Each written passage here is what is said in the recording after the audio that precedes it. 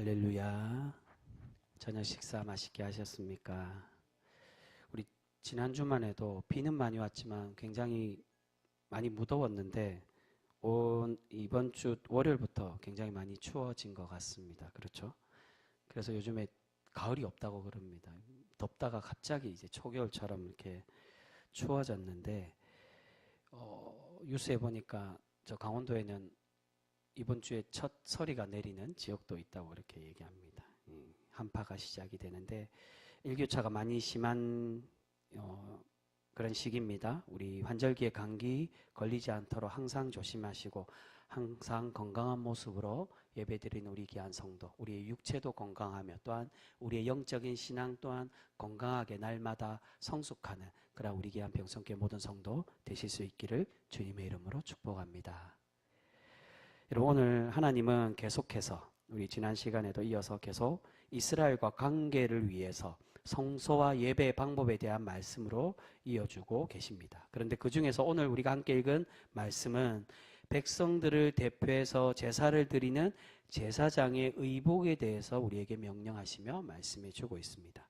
그런데 오늘 이 제사장의 의복을 짓는 모습은 의복의 재료 또는 의복의 방법이 중요한 것이 아닙니다. 어떻게 만들어야 되느냐, 그게 중요한 게 아니라는 겁니다. 이것은 하나님의 이 명령에 따라서 너희가 순종함으로 하나님의 구별된 제사장으로 그들이 살아가고 세워지기 위한 모습으로 오늘 이 말씀으로 명령해 주고 계신다는 것입니다. 그래서 2절에 우리에게 이렇게 말씀합니다.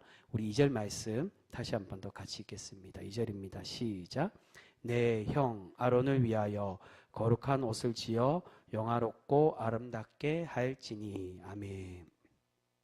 하나님은 모세에게 레위인으로서 처음 제사장이 될 아론에게 의복을 지어 그 네 아들들 뿐만이 아니라 이 아론에게 의복을 지어 입히라고 그렇게 말씀하십니다. 그런데 이 옷은 어떤 옷이라고 말씀합니까? 2절 중반에 거룩한 옷이라고 말씀합니다. 계속 말씀드리지만 거룩하다는 건 구별됨을 말합니다. 구별된 그러한 사람의 모습으로 보여질 수 있도록 그 옷을 입으라는 겁니다. 근데 이 옷이 거룩하다라고 말할 수 있는 이유가 이 옷을 통해서 무엇을 나타내기 위해, 무엇이 나타나기 때문에 이 옷을 입음으로 거룩해지고 거룩함을 상징한다라고 말씀합니까? 2절 끝부분에 이 거룩한 옷을 지어 어떻게 되라고요? 영화롭고 아름답게 할지니라 라고 말씀합니다. 여러분, 이것은 제사장에게 이 옷을 입어서 영화롭고 아름답게 되기를 바라고 계신다는 겁니다. 그런데 여기서 말하는 영화롭고 아름답게 된다는 것은 무엇이 영화롭고 아름답게 되기를 바라신다는 겁니까? 제사장이 이 옷을 입어서 외형적인 모습, 저 옷을 입으니까 저 제사장이 정말 영화롭고 위험 있어 보여. 영화롭다는 거 위험을 말합니다. 위험 있어 보이고 정말 아름다워 보이고 멋있어 보이는 그것을 원하는 것일까요? 그렇지 않고 여기서 영화롭고 아름답다라는 건 이 제사장의 중심, 그의 신앙의 모습이 그러한 영화롭고 아름다운 신앙인으로 준비되기를 바라시며 그것을 우리에게 말씀함을 요구하고 계신다는 것입니다. 거룩하라라는 것, 그 구별되라는 것, 너희가 외형적인 구별을 말하는 게 당연히 아니겠죠. 그리고 그 이어서 말하는 영화롭고 또한 아름다움은 너희의 신앙이 하나님 보시기에 하나님의 영광을 나타내며 위엄 있고 또한 하나님 보시기에 아름다운 모습으로 살아가는 하나님의 일꾼, 하나님의 민족의 대표자 제사장이 되라고 말씀해 주고 있는 것입니다. 그래서 하나님께서 이런 제사장은 어떤 모습을 가진 제사장을 뽑아야 된다라고 말씀하십니까? 그 뽑는 기준이 3절에 우리에게 말씀하고 있습니다. 우리 3절도 같이 읽겠습니다. 시작. 너는 무릇 마음에 지혜 있는 모든 자 곧 내가 지혜로운 영으로 채운 자들에게 말하여 아론의 옷을 지어 그를 거룩하게 하여 내게 제사장 직분을 행하게 하라. 아멘. 중간에 보시면 무엇으로 채워진 자를 택하라고 말씀합니까? 지혜로운 영으로 채워진 자를 택하고 세우라고 말씀합니다. 여기서 말하는 지혜로운 영이 무엇이겠습니까? 당연히 하나님의 영, 성령을 의미하고 있습니다. 하나님의 일꾼이 되고 하나님을 대표해서 예배를 드리는 제사장은 성령으로 충만해서 사람들 앞에 신앙의 위엄이 있고 아름다운 신앙을 가진 사람을 너희가 세워야 한다라고 말씀하고 있는 것입니다. 그것을 외형적으로 보여주고 상징하는 것이 바로 제사장의 의복이라는 겁니다. 눈으로 보기에도 저 사람이 제사장이구나, 위험이 있는 사람이구나. 그런데 그 외형적인 것만 보이길 바라는 게 아니라 그 중심에는 뭐가 있어야 된다고요? 하나님의 충만하신 성령의 은혜가 거하는 그러한 일꾼으로 세워가라고 말씀하는 겁니다. 여러분, 하나님께서 이 의복을 지어서 입으라는 것은 외형만 그렇게 보이라는 것이 아니라 먼저 우리의 중심에서 준비되어서 백성들 앞에서 그 신앙의 위엄과 중심으로 사역하기를, 그러한 사역을 하는 일꾼을 세워가기를 우리에게 바라고 계시는 줄 믿습니다. 이런 하나님의 구별된 제사장으로 세우기 위해서 옷을 지으라고 명령하시는데 그 옷의 종류를 이어서 말씀해 주고 있습니다. 우리 그 말씀 4절 말씀입니다. 그럼 과연 제사장의 옷의 종류는 무엇이냐? 그것이 나옵니다. 4절 우리 같이 읽습니다. 시작. 그들이 지을 옷은 이러하니 곧 흉패와 애복과 겉옷과 반포 속옷과 광과 띠라. 그들이 내 형 아론과 그 아들들을 위하여 거룩한 옷을 지어 아론이 내게 제사장 직분을 행하게 하라. 아멘. 먼저 가장 깊은 속살에는 반포 속옷, 무명을 말합니다. 무명으로 지어진 속옷을 만들어 입어야 되고, 또한 겉옷에는 이 청색실로, 이 청색으로 짜여진 옷입니다. 겉옷을 입고, 그리고 그 겉옷 밖에 위에는 에봇을 짓고, 이 에봇이 정확하게 어떤 모습이냐, 정확하게는 설명하지 않지만은 대부분 이것을 그림으로 그릴 때는 앞치마처럼 생긴 게 에봇입니다. 제사장을 상징하는 그 대표적인 그 옷 중에 하나가 바로 이 에봇, 앞치마처럼 생긴 옷을 입는데, 그리고 그 옷 밖에 가장 눈에 띄게 있는 것이 무엇이냐? 바로 이 가슴에 패를 의미하는 거죠. 흉패를 가슴에 달아서, 그래서 흉패입니다. 가슴에 이 네모난 패를 달고, 또한 머리에는 관을 쓰고, 또한 허리에는 띠를 띠라고 이렇게 말씀해 주고 있습니다. 이것이 제사장의 가장 기본적인 의복의 모습입니다. 오늘 우리가 함께 읽은 말씀 중에 우리가 중간에 어떻게 만들고 무슨 재료로 만드냐, 그것은 생략하고 이제 그 의미를 나타내는 말씀을 우리가 29절부터 함께 읽었는데요. 29절에 보시면 이 가슴에 다는 흉패에 대해서 우리에게 말씀해 주고 있습니다. 그런데 이 흉패는 하나님의 말씀을 판가름하고 알게 하는 도구인 무엇을 넣으라고 말씀합니까? 우림과 둠밈을 그 가슴에 넣어서 보관해라고 말씀합니다. 우리 그 말씀 한 번 더 읽어보겠습니다. 29절과 30절의 말씀입니다. 29절에서 30절 같이 읽습니다. 시작. 아론이 성소에 들어갈 때에는 이스라엘 아들들의 이름을 기록한 그 판결 흉패를 가슴에 붙여 여호와 앞에 영원한 기념을 삼을 것이니라. 너는 우림과 둠밈을 판결 흉패 안에 넣어 아론이 여호와 앞에 들어갈 때에 그의 가슴에 붙이게 하라. 아론은 여호와 앞에서 이스라엘 자손의 흉패를 항상 그의 가슴에 붙일지니라. 아멘. 가슴판. 그래서 흉패라고 하는데, 이 흉패에 우림과 둠밈이 들었기 때문에 이것으로 판결하는 도구로 사용했기 때문에, 그래서 이 우림과 둠밈이 있는 판결패라고 해서 이 가슴에 달고 있는 판을 흉패라고도 하지만 판결 흉패라고도 그렇게 이야기합니다. 30절에 그렇게 말씀하죠. 판결 흉패 안에 이 우림과 둠밈을 넣어서 보관해라라고 말씀합니다. 29절에 말씀하는 아들들의 이름을 기록한 그 판을 말하는 것, 이 흉패나 이 우림과 둠밈의 이름을 새겨라, 그 말이 아니라 이 12개의 보석을 의미합니다. 3개씩 4줄로 세워진 그 말씀이 중간에 나오고 있죠. 그거 보석을 달아서 12지파의 대표인 제사장으로 너희가 세우고, 그것을 상징하는 의복을 입고, 또한 12지파 민족을 대표하여서 이 사람을 제사장으로, 하나님의 예배자로 그렇게 세워가라고 말씀해 주고 있습니다. 그런데 이 우림과 둠밈은 어떤 모양, 어떤 재료, 그리고 이 우림과 둠밈을 어떻게 사용했는지는 성경에 정확하게 나와 있지는 않습니다. 그런데 단지 이 성경에 어떻게 사용했느냐, 하나님의 말씀의 뜻을 알기 위해 예 아니면 아니요. 그래서 우림과 둠밈을 사용합니다. 한쪽이 우림으로, 이게 꼭 우림이 예를 얘기하는 것은 아니고요.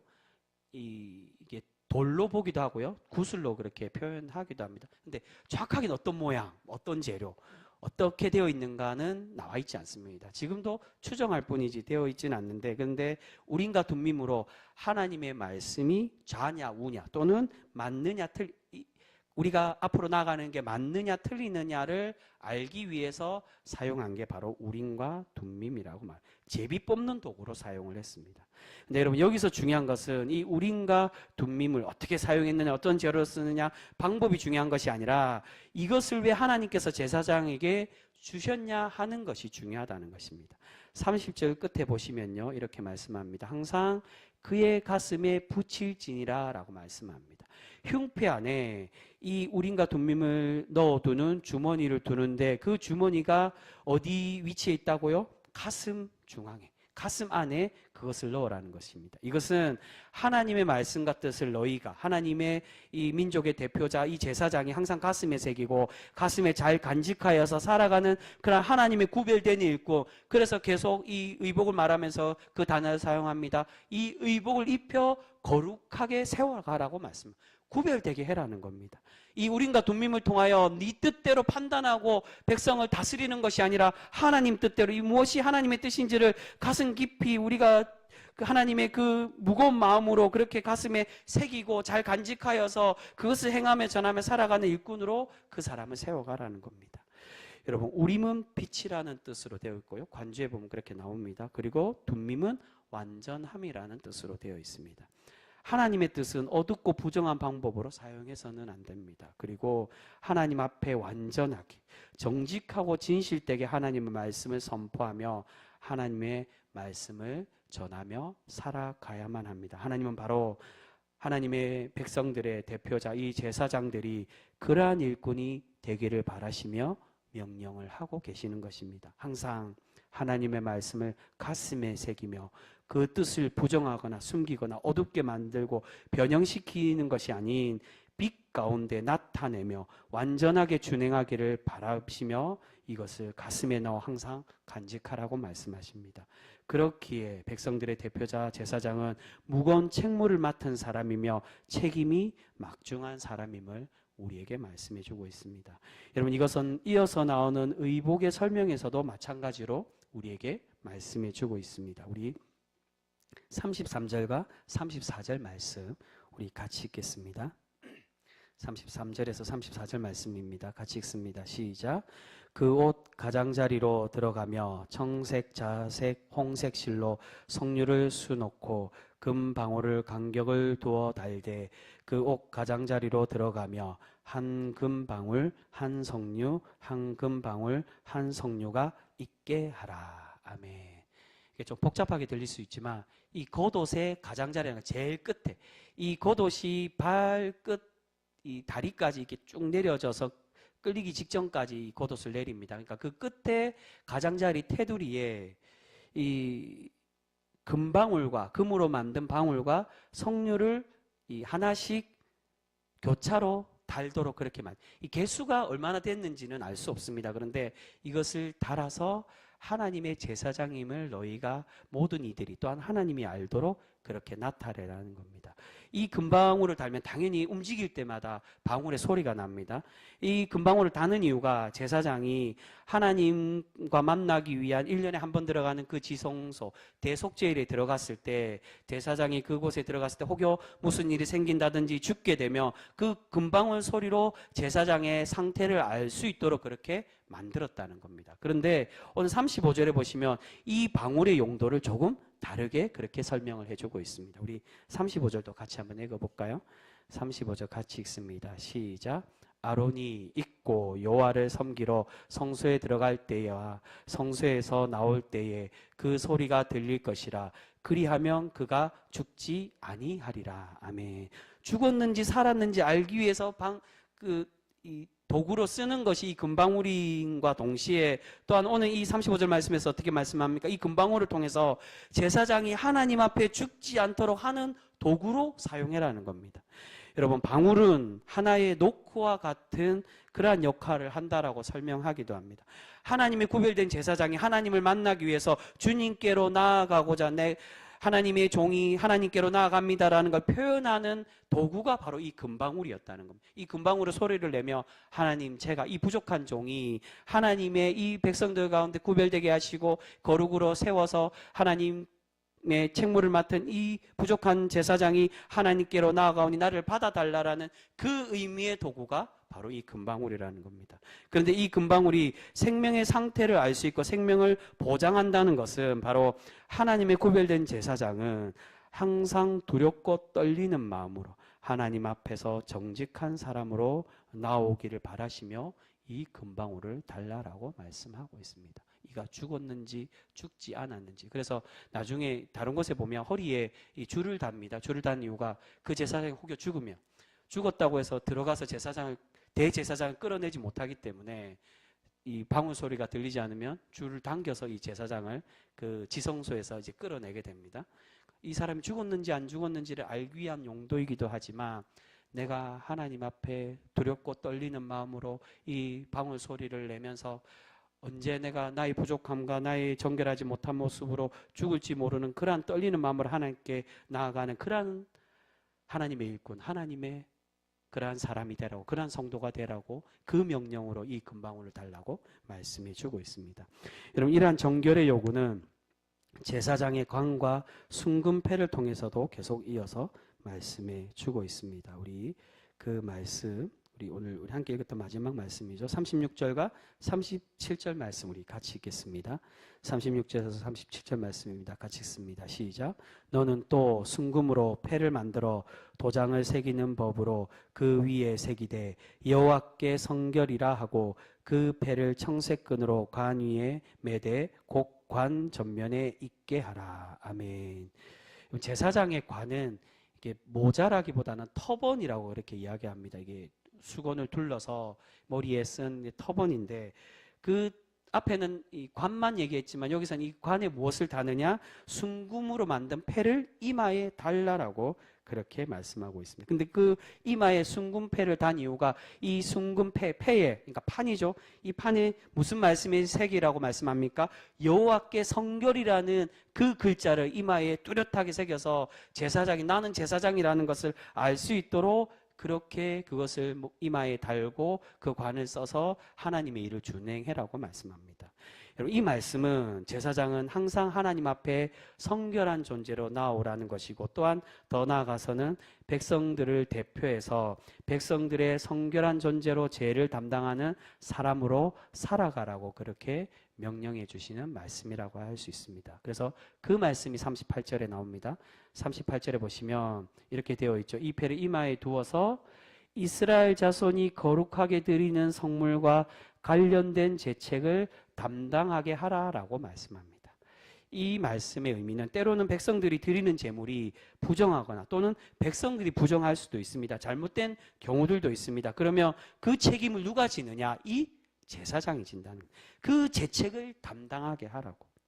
근데 하나님께서 제사장은 구별되게 하시고 하나님 앞에 성결되게 하셨기 때문에 하나님은 혹여 그 제물과 그 제물 드린 사람이 부족하고 정결되지 못하더라도 그 성물을 이 제사장을 보시며 그대로 받아주고 계신다는 것입니다. 그것을 상징하는 의미가 바로 이 관의 이 황금패, 이 성결패라고 말씀합니다.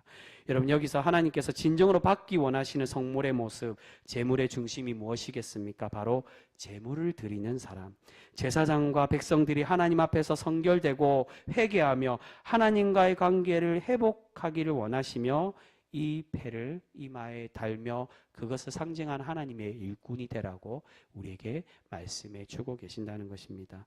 여러분, 제사장은 나중에 예수님을 상징한다라고 말합니다. 이렇게 제사장이 제물과 제물의 주인의 부정함을 모두 책임지고 담당했던 것처럼 우리 주님께서 우리의 죄를 대신 지시고 우리의 죄를 씻어 주시는 분이라고 말씀합니다. 그렇게 우리는 어떻게 살아가야 됩니까? 하나님의 죄 씻음 받은 백성으로 날마다 하나님께 자복하며 하나님 앞에 성결되고자 노력하는 그런 백성이 되어져야 될 줄 믿습니다. 하나님께서 제사장에게, 하나님께 대표해서 예배드리는 이 제사장에게 그 이마에 여호와께 성결이라고 그 금으로 이 패를 새겨서 붙이라는 거, 이 제사장만 성결하면 된다, 그걸 말하는 게 아니라 비록 부족한 백성들이 부정하게 제물을 드리더라도 그것을 정결하게 중보자로서 쉽게 만들며 하나님과의 관계를 이어줬던 것처럼 그 제물을 드리는 그 백성들과 그 제물 통하여서 우리 또한 그 제물을 드리는 예배를 드리는 하나님의 백성 또한 정결함으로 회복되며 하나님 앞에 정직하게 살아가기를 바라시며 이 명령을 주시고 계신다는 것입니다. 여러분, 하나님께서 제사장들과 백성들 사이에 바라시는 신앙의 중심이 바로 우리 모두가 하나님 앞에 구별된 성도, 구별된 믿음의 백성, 그러한 예배자, 그러한 성결한 하나님의 백성이 되기를 바라고 계시는 줄 믿습니다. 여러분, 그리고 끝으로 오늘 우리 함께 읽은 말씀은 아니지만 마지막 부분 말씀해 보시면 하나님은 이제 제사장에게 네가 반포 속옷을 지어 입음으로 음행과 부정함에서 구별되는 그러한 모범된 사람이, 그러한 신앙인, 그러한 하나님의 일꾼이 되라고 우리에게 말씀해 주고 있습니다. 우리 오늘 함께 읽은 말씀은 아니지만 그 본문 말씀 같이 한번 읽어보겠습니다. 가장 마지막 부분 42절에서 43절 말씀입니다. 42절에서 43절 말씀 우리 같이 읽습니다. 시작. 또 그들을 위하여 배로 속바지를 만들어 허리에서부터 두 넉적다리까지 이르게 하여 하체를 가리게 하라. 아론과 그의 아들들이 회막에 들어갈 때나 제단에 가까이 하여 거룩한 곳에서 섬길 때에 그것들을 입어 죄를 짊어진 채 죽지 아니하리니 그와 그의 후손이 영원히 지킬 규례니라. 아멘. 이 속바지를, 이 무명으로 지은 속바지를 오늘 좀 자세히 설명합니다. 하나님께서 42절에 허리에서 넓적다리, 허벅지까지죠. 허벅지까지 내려 입어서, 그리고 그냥 내려 입으라는 게 아니라 무엇을 가리라고요? 하체를 가리라고 그렇게 말씀합니다. 특별히 이 하체를 가리라는 이 설명을 하나님이 뚜렷하게 설명하는 이유는, 이 하체를 가리라는 의미는 바로 남성성, 남성의 성기, 남성의 음욕을 가리고 하나님께 나오는 그런 정결한 모습으로 나오라고 우리에게 말씀해 주고 계신다는 것입니다. 여러분, 이방의 우상들, 당시에 가나안에 살던 가나안의 우상들의 모습을 보면 어떻습니까? 바알과 아세라는 성전에 무엇을 두었습니까? 성전에 창기를 두고 성적인 행위를 종교 행위로 그렇게 아무렇게나 사용하던 종교로 그렇게 행하며 살아가고 있었다는 겁니다. 하나님은 바로 그런 가증한 모습을 싫어하시는 분이라고 성경은 우리에게 계속해서 말씀해주고 있습니다. 하나님은 바로 그러한 부정함을 너희가 버리고 하나님 앞에서는 정결한 일꾼, 하나님의 그러한 제사장으로 너희가 준비되어서 하나님께 나오라고, 그것을 가려서 너희가 그것을 나타내고 그것에 혈기가 넘치는 그러한 사람으로, 하나님 내가 힘이 있고 능력이 있고 또한 남성으로서 그러한 능력을 가진 사람입니다, 내 힘으로 할 수 있습니다가 아니라 하나님 앞에는 순종의 사람, 정결한 사람, 하나님의 그러한 자신의 모습을 낮추고 오직 하나님이 기뻐 받으시는 그러한 준비된 일꾼으로 하나님께 나오기를 바라고 계신다는 것입니다. 여러분, 때로는 이 땅의 현대의 많은 목회자들이 성의 문제로 넘어가는 경우들이 너무나도 많이 있는 것을 보게 됩니다. 현대의 교회 안의 문제를 다룬 책을 쓴 작가 중에 리차드 포스터라고 있습니다. 굉장히 유명한 작가입니다. 그분이 쓴 한 10년도 더 된 책인데 돈, 섹스, 권력이라는 책이 있습니다. 제목부터가 굉장히 직설적입니다. 이 제목을 이렇게 쓴 이유가 현대 신앙인들과 목회자들이 가장 많이 무너지는 문제가 무엇이냐, 바로 그것이 돈과 권력과 성의 문제로 무너짐을 이 책을 통해 비판하고 있습니다. 여러분, 오늘 하나님께서는 그렇게 교회를 무너뜨리고 와해시키는 성의 문제에서 하나님의 일꾼, 하나님의 사람은 조심하고 하나님 앞에 성결한 모습으로 나에게 나오라고 말씀해 주고 있습니다. 사랑하는 성도 여러분, 오늘 말씀에서 하나님은 이스라엘의 대표자, 제사장이 구별되어야 될 모습, 입어야 될 영적인 옷이 무엇인지를 우리에게 말씀해 주고 계십니다. 그런데 여러분, 이 요구는 더 나아가서는 누구에게 말씀하시는 요구시겠습니까? 구약에서는 제사장이었지만 신약에 가서는 누구에게까지 요구하시는 겁니까? 바로 하나님을 믿는 믿음의 모든 백성에게 요구하고 계신다는 겁니다. 현대의 목회자들에게만 요구하는 모습이 아니라 바로 하나님께 직접 나아가고 하나님을 예배하는 우리 모든 신앙인들에게 요구하는 신앙의 자세, 신앙의 중심의 모습이라고 할 수 있습니다. 그래서 여러분, 예수님이 어떤 분이라고 말합니까? 십자가의 희생으로 성소의 휘장을 갈라놓으신 분이라고 그렇게 말씀합니다. 복음서에 그 말씀이 나오죠. 예수님이 십자가에 죽으심으로 그 성소의 휘장이 갈라졌더라고. 이것을 히브리서에 그렇게 말합니다. 우리 주님의 보혈로 우리가 성소로 들어갈 담력을 얻었다. 담대함을 얻게 되었다라고 말씀. 그 상징이 바로 예수님의 십자가 사건으로 그 성소와 지성소, 대제사장만 들어갈 수 있는 그 휘장이 갈라 찢어졌다라고 그렇게 말씀합니다. 우리 모두가 다 이제는 담대히 우리에게 그런 하나님의 예배자로서의 그런 은혜와 권위를 내려주셔서 하나님을 직접 만날 수 있는 그런 예배자로 우리를 세우시고 삼으셨다는 겁니다. 이것을 루터는 우리 모두가 하나님 앞에 예배하는 만인 제사장으로 하나님이 우리를 세우고 계신다라고 표현하고 있습니다. 여러분, 오늘 하나님은 하나님의 예배자, 하나님의 일꾼들이 하나님의 말씀으로 구별되고 성별되기를 원하고 계시는 줄 믿습니다. 우리가 오늘 하나님께서 요구하시는 말씀 뜻대로 성령에 충만하여서 내가 주인 되는 삶이 아닌 하나님께서 주인 되시고 하나님께서 날마다 새롭게 하시는 그 은혜로, 그 은혜에 우리가 사로잡혀 참되고 하나님이 기뻐 받으시는 거룩한 예배자로 날마다 성숙되고 그렇게 살아가는 우리가 모든 성도 되실 수 있기를 소망합니다. 우리가 그러한 성결한 예배자로 그렇게 성숙되어 살아갈 때 하나님께서 우리를 기뻐 받으시며 날마다 우리를 복되게 하여 주실 줄 믿습니다. 그런 복된 성도로 하나님이 기뻐 받으시는 복으로 체험받기에 부족함이 없는 그런 참된 예배자로 날마다 살아가실 수 있는 우리 기안평성교회 모든 성도 되실 수 있기를 주님의 이름으로 축복합니다. 기도하겠습니다.